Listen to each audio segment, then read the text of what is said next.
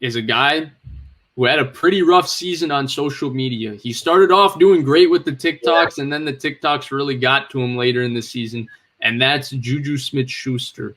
So, Blake, where do you think, or who do you think should sign Juju Smith-Schuster this offseason? Okay, so I think I'll preface this by saying I think Juju's really good. I think he gets a little too much hate for his TikToks and stuff and being dramatic or causing drama. When you compare that to like AB and Le'Veon Bell, like I just don't even think they compare. Like he makes TikTok doing Corvette. It's really not a big deal. Like him dancing on the logos kind of messed up and whatnot, but like it's a non-story in my mind. I think he would be a really good number 2 on a team, a guy in the slot who can play, make short passes and catches, but he's never going to be the number 1 guy to take over a game. And I think so there's a few teams that I think should sign him, but I think the team that should sign him the most or needs him the most is the Miami Dolphins. So right now they have Parker, they have Mike Gesicki as their top 2 options. Parker doesn't create the most separation, pretty good downfielding and at contested catches. We already mentioned earlier that Tua is not the best with that, but Juju is reliable, pretty good after the catch, and he'll create separation in the slot. I think that'd be awesome for Tua to have a guy like him who's a safety blanket, you could almost say, because Mike Gesicki goes down the field a lot too. So having a guy like Juju to go short would be huge for him. What are your thoughts on Juju to the Dolphins? I love it because I think that Juju Smith-Schuster is exactly what the doctor ordered. So we've kind of discussed throughout this show this kind of idea of, well, which team should get Curtis Samuel, which team should get Juju, and we also discussed whether the Dolphins should keep Tua. In the case that they keep Tua, they need a guy who's going to be over the middle, who's going to be reliable, who's going to be tough. And Juju Smith-Schuster is all those things. He's also another guy who's actually pretty good under the catch. Like, he kind of runs people over. Juju's strong after the catch. Juju's a hell of a blocker in the run game.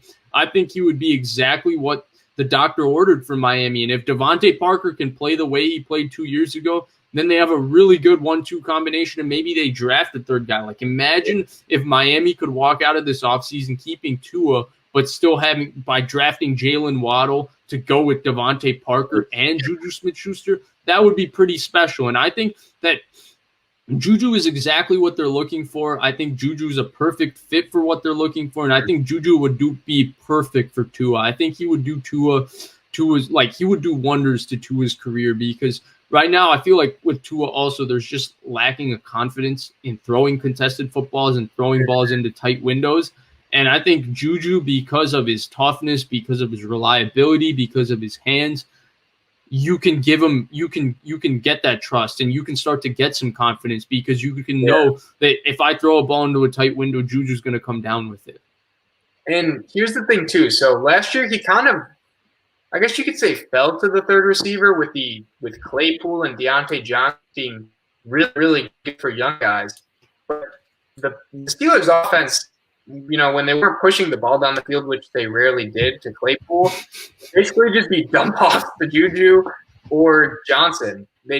Their offense was really interesting in the fact that it was all within like 10 yards of the line of scrimmage for the most part. So Juju kind of feasted in a sense that he would get peppered with targets. And he did fall to that role because that's his main job, is, you know, operating in the slot and going over the middle and stuff like that. But that's valuable to any team. And even if he was the third receiver for the Dolphins, if they pay him $8 to $10 million, which I'd say like 8 to 12 probably, but somewhere in that range, I think that honestly be a pretty good deal for someone who, you know, is a really, really amazing number 3 receiver, and at worst a solid number 2.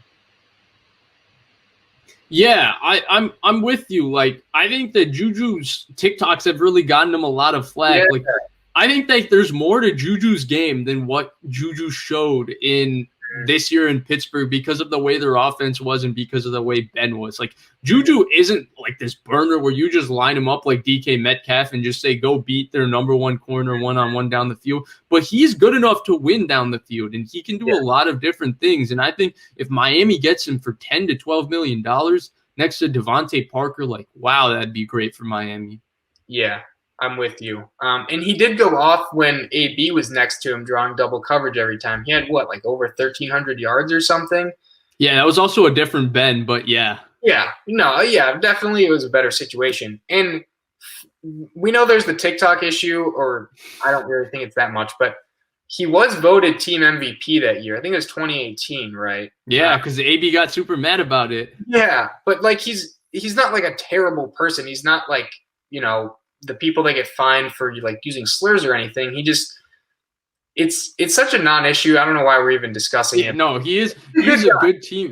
He is a good teammate. People just wanted to make fun of him for the TikToks. Like, there's nothing wrong with Juju Smith-Schuster. I understand.